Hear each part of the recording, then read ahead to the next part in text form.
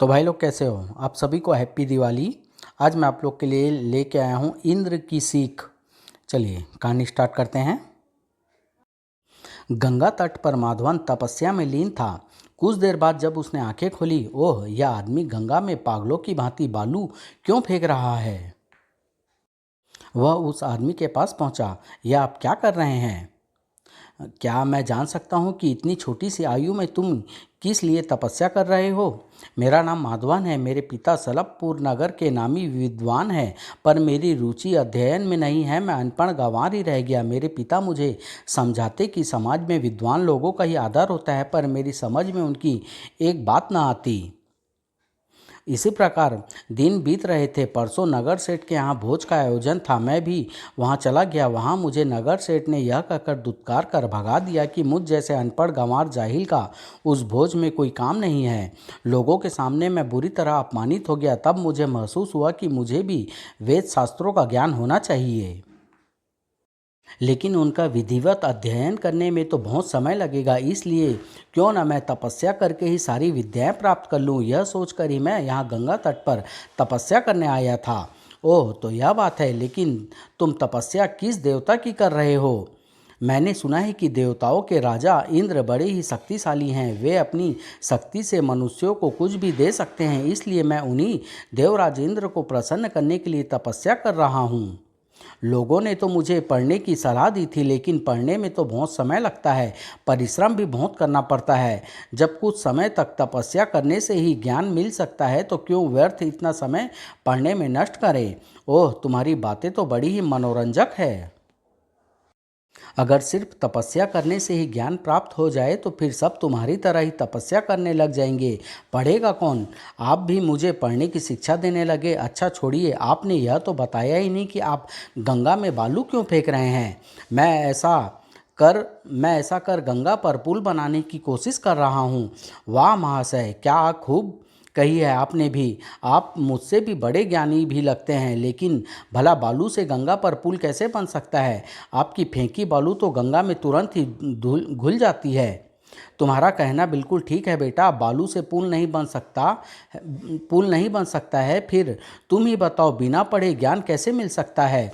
जिस प्रकार बिना पत्थर के पुल नहीं बन सकता, उसी प्रकार बिना अक्षर के कोई शब्द नहीं बन सकता, और बिना बीज के कोई वृक्ष वृक्ष नहीं उत्पन्न हो सकता। इसी प्रकार बिना पढ़े और मेहनत किए बिना कोई भी आदमी विद्या नहीं ग्रहण कर सकता है। कह तो आप ठीक ही रहे हैं। आप तो बड़े ज्ञानी लगते हैं। आपने सद्बुद्धि देकर मेरी आंखें खोल दी है। मैं जानना चाहता हूँ कि आप कौन हैं। मैं वही हूँ माधवन, तुम जिसकी तपस्या कर रहे थे। यानी कि आप इंद्र हैं। हाँ माधवन, तुम्हारी नादानी देख मुझे आना ही पड़ा। यह कह इंद्र अपने वास्तविक रूप में आ गए। माधवन, किसी विशेष देवता की तपस्या या पूजा करने से सब विद्याएं मिल जाती है, यह मिथ्या है। बिना पढ़े कोई ज्ञान नहीं मिल सकता। जितनी लगन से तुम मेरी तपस्या कर मुझे प्रसन्न करने की चेष्टा कर रहे थे, उतनी ही लगन से यदि अध्ययन करो तो तुम्हें एक ही नहीं अनेक विद्याएं प्राप्त होगी।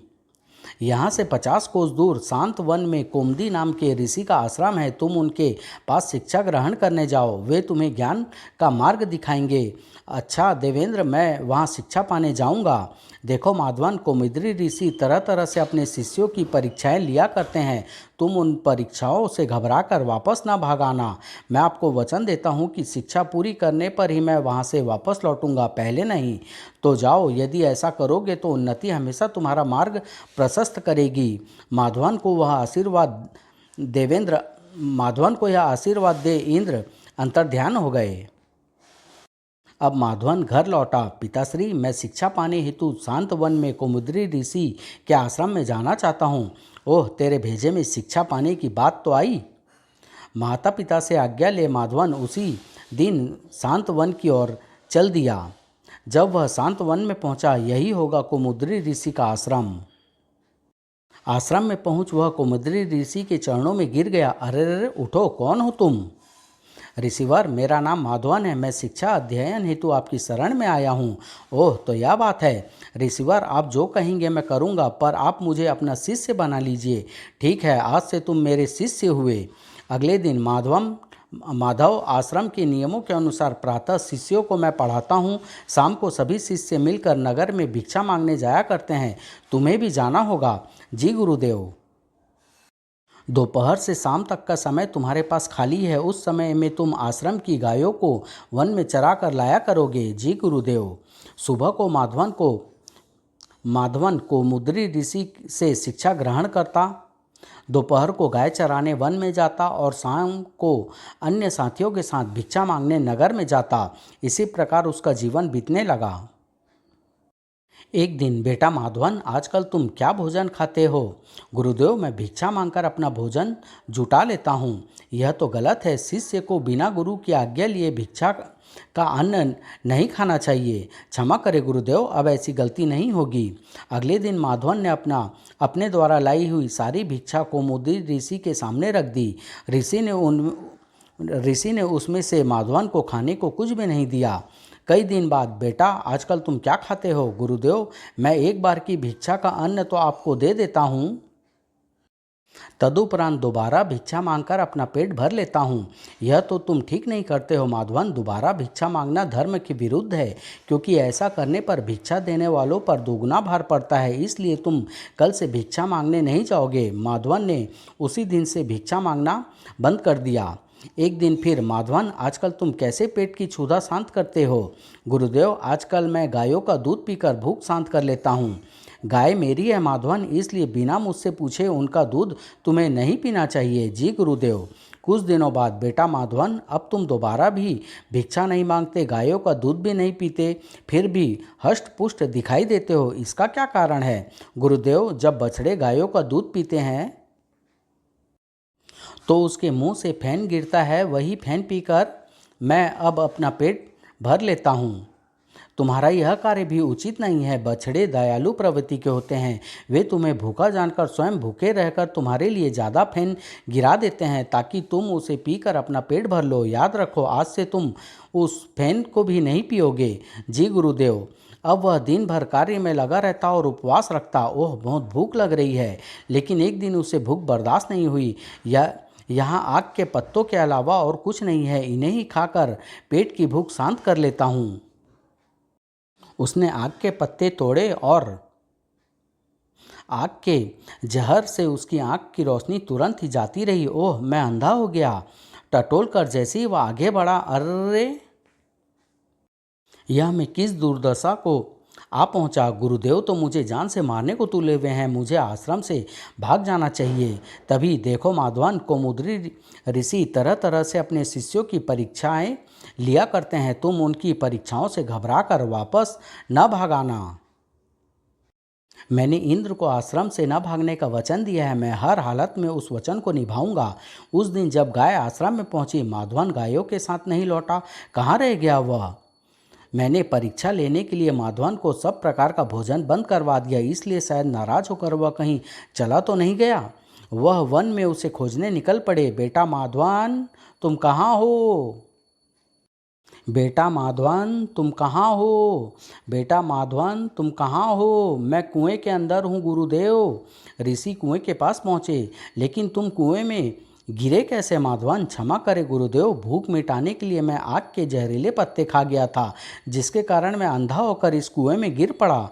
तुमने फिर एक बार मेरी आज्ञा न मानकर गलती की है माधवन। तुम्हें मेरी आज्ञा के बिना आग के पत्ते खाकर अपनी भूख नहीं मिटानी चाहिए थी।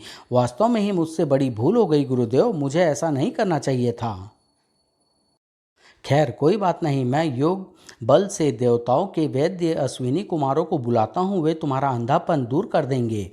कौमुदी ऋषि ने उसी समय अश्विनी कुमारों की स्तुति की। शीघ्र ही हमें कैसे याद किया ऋषिवर? मेरा एक शिष्य अंधा हो इस कुएं के अंदर पड़ा हुआ है, कृपा करके उसके नेत्रों की ज्योति वापस लौटा दीजिए। यह तो हमारे बाएं हाथ का खेल है ऋषिवर। कुएं के अंदर जाने पर लो वत्स, इन दोनों पूड़ों को खा लो। इन्हें खाते ही तुम्हारी आंखों में ज्योति वापस लौट आएगी। मैं गुरुदेव की आज्ञा के बिना इन्हें कैसे खा सकता हूँ? कैसे नादान हो तुम! इन्हें नहीं खाओगे तो आजीवन अंधा रह जाओगे। अगर गुरुदेव आज्ञा देंगे तभी मैं इन्हें खाऊंगा। खा लो माधवन, मैंने तुम्हारी तरह तरह से परीक्षाएं ली, तुम हर परीक्षा में उत्तीर्ण हुए। तब माधवन ने उन पूड़ों को खाया। आहा, मेरी आंखों में ज्योति आ गई। तब अश्विनी कुमार के साथ माधवन कुएं से बाहर आया। अच्छा ऋषिवर, अब हमें आज्ञा दे। माधवन, हमारा जीवन भी एक परीक्षा ही है। मुझे आज विश्वास हो गया है कि तुम उस परीक्षा में भी खरे उतरोगे। माधवन कौमुदी ऋषि का प्रिय शिष्य बन गया था। माधवन भी मन लगाकर शिक्षा ग्रहण कर रहा था। इस तरह 15 वर्ष बीते। माधवन, आज तुम्हारी शिक्षा पूरी हुई, तो बताइए गुरुदेव। गुरुदेव जी, मैं आपके गुरु दक्षिणा में क्या दूं? अभी उसका समय नहीं आया है। जब समय आएगा मैं स्वयं तुमसे गुरु दक्षिणा मांग लूँगा। तब ऋषि से आशीर्वाद ले माधवन आश्रम से विदा ले चल पड़ा। माँ पिताजी इतने समय पश्चात मुझे देखकर प्रसन्न उठेंगे, ना जाने कैसे होंगे वे। चलते चलते जब वह थक गया तो विश्राम करने के लिए एक पेड़ के नीचे बैठ गया। उफ, बड़ी गर्मी है। तभी एक राजा की पालकी उधर से होकर गुजरी। अरे, इसे क्या हुआ? क्या हुआ महाराज? लगता है इसे लू लग गई है। उस कहार ने तड़प कर शीघ्र ही दम तोड़ दिया। अब 3 कहार डोली कैसे उठाकर ले जाएंगे महाराज? पहले इस शव को नदी में विसर्जित करो, बाद में सोचा जाएगा। ऐसा ही किया गया। तुम्हारा क्या नाम है? मेरा नाम माधवन है महाराज। हमारी पालकी के चौथे कहार बनोगे? यह मेरा सौभाग्य होगा महाराज। चौथे कहार का स्थान माधवन ने ले लिया। कहीं जमीन पर चलने वाले छोटे छोटे जीव मेरे पाँव के नीचे ना आ जाए, इसके लिए मुझे पैरों के नीचे की जमीन को ध्यानपूर्वक रखते हुए धीरे धीरे चलना चाहिए। उसने ऐसा ही किया। उसके ऐसा करने से कहारों और उसकी गति में समानता न होने से पालकी इधर उधर हिल डुल रही थी। कहारों, यह तुम क्या कर रहे हो? तुम चारों समान गति से क्यों नहीं चल रहे? पालकी को झटके लग रहे हैं। राजा की डांट के बावजूद भी माधवन ने अपनी गति में कोई परिवर्तन नहीं किया। फलस्वरूप, अरे कहारों, मैंने तुमसे अभी कहा था कि समान गति से चलो, फिर सुनते क्यों नहीं? महाराज, हम तीनों तो तेज गति से चल रहे हैं, लेकिन यह नया कहार धीरे धीरे चल रहा है। इसी के कारण पालकी की गति असमान हो रही है। तब राजा ने माधवन से कहा, अरे माधवन, क्या तू अभी से थक गया? तूने तो थोड़ी दूर ही पालकी ढोई है। क्या तुझसे इतना परिश्रम भी नहीं होता? दिखने में तो तू मोटा ताजा लगता है। महाराज, न तो मैं मोटा हूँ और न मैंने पालकी ही ढोई है। इसके अलावा न तो मैं थका ही हूँ और न मुझसे कोई परिश्रम ही होता है। मोटा ताजा तो तू प्रत्यक्ष दिखाई दे रहा है और पालकी तेरे कंधे के ऊपर मौजूद है, इसलिए तू पालकी को ढो भी रहा है। बोझ ढोने में परिश्रम तो होता ही है, इसलिए तुझे भी होता होगा। परिश्रम से थकान होती है, इसलिए तुझे भी थकान होती होगी। महाराज, अभी अभी आपने जो बातें कही है उसके बारे में मेरे विचार आपसे भिन्न हैं। वह कैसे? महाराज, सबसे पहले नीचे पृथ्वी है। पृथ्वी पर 2 पैर है, दोनों पैरों पर 2 जांघें हैं। उसके ऊपर पेट है, पेट के ऊपर छाती है, भुजाएं और कंधे हैं और कंधों पर यह पालकी रखी हुई है। यह क्या अनर्गल प्रलाप कर रहा है रे तू? यह प्रलाप नहीं है महाराज, सत्य है। कंधों पर यह पालकी रखी गई है। ऐसी दशा में मेरे ऊपर यह भार कैसे रहा? पालकी में भी आपका वह शरीर है जो पंचभूतों से बना हुआ है। अब हम सबके शरीर पंचभूतों से बने हुए हैं, इसलिए शरीर ही शरीर को ढो रहा है। शरीर ही परिश्रम करता है और उसी की थकान भी आती है। आत्मा इस शरीर से परे है और वह संपूर्ण जीवों में एक समान व्याग्र है। आत्मा न तो कभी बढ़ती है और न कभी घटती है। इसलिए आपका यह कहना ठीक नहीं है कि तू मोटा है। जब सब शरीरों में एक ही आत्मा है तब कौन है और मैं कौन? इस प्रकार के प्रश्न भी व्यर्थ है। ओह, तू तो बड़ी बड़ी ही सार की बातें कर रहा है। महाराज, आपका यह कहना भी सत्य नहीं है कि मैं राजा हूँ। यह पालकी है और सामने पालकी ढोने वाले खड़े हुए हैं। देखिए, वृक्ष से लकड़ी पैदा हुई है और उससे यह पालकी बनी। जिस पर आप इस समय बैठे हैं, पालकी वास्तव में लकड़ियों का समुदाय ही है। महाराज, आप इस पालकी में से लकड़ियाँ के समूह को अलग कर दीजिए और फिर खोजिए कि पालकी कहाँ है। ओह, इसलिए मैंने आपसे कहा था कि न तो मैं मोटा हूँ और न ही मैंने पालकी ढोई है। इसके अलावा न तो मैं थका ही हूँ और न ही मैंने कोई परिश्रम ही किया है। ठहरो, पालकी जमीन पर रख दो। ऐसा होने पर राजा माधवन के पास आया। तुम वही हो जिसकी तलाश में मैं निकला हूँ? मैं समझा नहीं महाराज। मैं अपनी इकलौती पुत्री पन्ना के लिए सुयोग्य वर की खोज में निकला था। राज्य से चलते समय पन्ना ने कहा था कि पिताजी, मेरा वर खोजते समय यह न देखना कि वह किसी देश का राजकुमार है यह देखना कि वह कितना बुद्धिमान है, चाहे वह कोई गरीब ही क्यों न हो पर बुद्धिमान हो। माधवन, तुम्हारी बुद्धिमानी भरी बातें सुनकर मैं जान गया हूँ कि तुम ही पन्ना के पति बनने के योग्य हो। ओह, तो यह बात है। माधवन, तुम्हें यह रिश्ता स्वीकार है? महाराज, आपका दामाद बनना कौन नहीं पसंद करेगा। तब राजा माधवन को अपने राज्य ले आया। वहाँ राजकुमारी पन्ना के साथ उसका विवाह हुआ। तत्पश्चात माधवन एक बड़ी जिम्मेदारी के भार से मुक्त हुआ। अब मुझे दूसरी जिम्मेदारी से भी मुक्त करो। दूसरी जिम्मेदारी? माधवन, मैं अब बूढ़ा हो गया हूँ, इसलिए राज्य भार तुम्हें सौंपकर पत्नी सहित हिमालय पर्वत पर तपस्या करने के लिए जाना चाहता हूँ। जैसा आपका आदेश पिताजी महाराज। माधवन राजा बना। माधवन ने सुचारू रूप से राजकाज संभाल लिया। एक दिन, गुरुदेव आप? हाँ माधवन, आज अपनी गुरु दक्षिणा लेने आया हूँ। मांगिए गुरुदेव, गुरु दक्षिणा में आपको क्या दूं? मुझे गुरु दक्षिणा में केवल एक वचन दो कि प्रजा वत्सल बन हर समय प्रजा के दुख दर्द में शामिल रहोगे, कभी भी प्रजा के हितों से मुंह नहीं मोड़ोगे। मैं आपको इस बात का वचन देता हूँ गुरुदेव। बस यही गुरु दक्षिणा चाहिए थी मुझे माधवन। उसे आशीर्वाद दे ऋषि वापस आश्रम को लौट गए। एक दिन माधवन पन्ना के साथ अपने माता पिता से मिलने गया। बेटा, तूने मेरा खूब नाम रोशन किया है, मुझे तुम पर नाज है। समाप्त।